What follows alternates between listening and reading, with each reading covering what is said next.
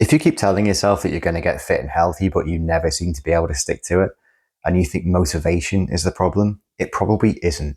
Most guys I speak to think if they could just get motivated, they'd be able to stay on track. But the real issue isn't motivation. It's what you do when you feel motivated. You make plans that only work in a perfect world, and then try and force them into an imperfect life. Here's what usually happens. You feel fed up with how you look or feel, and you know something needs to change. You get a burst of motivation and think, this time I'm going to do it properly.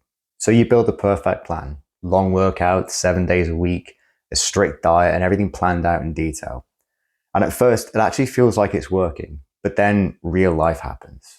Work gets busy, you have a bad night's sleep, you miss a meal or a workout. And because the plan only works under perfect conditions, the whole thing falls apart. Now you're not just back to square one, you also feel like you've failed. And the next time you try again, you trust yourself a little bit less.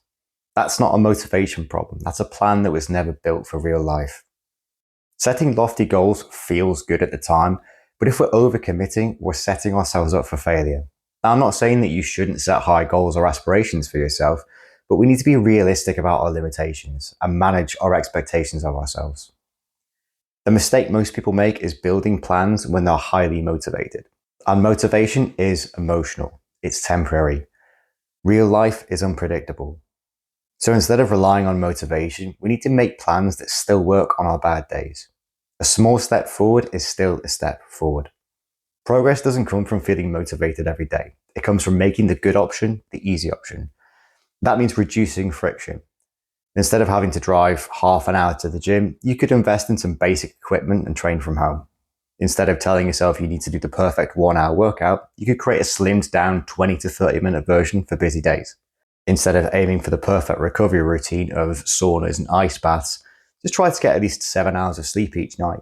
And instead of counting calories, you could just give yourself some simple nutritional rules to follow. Prioritize protein in every meal, avoid junk food most of the time, and don't drink your calories. A flexible framework works better than a strict routine.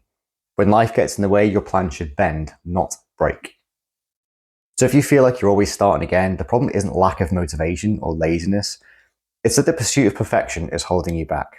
Lower the bar, reduce friction, don't overcommit yourself, get most things right most of the time, and be flexible and forgive yourself if you miss a day.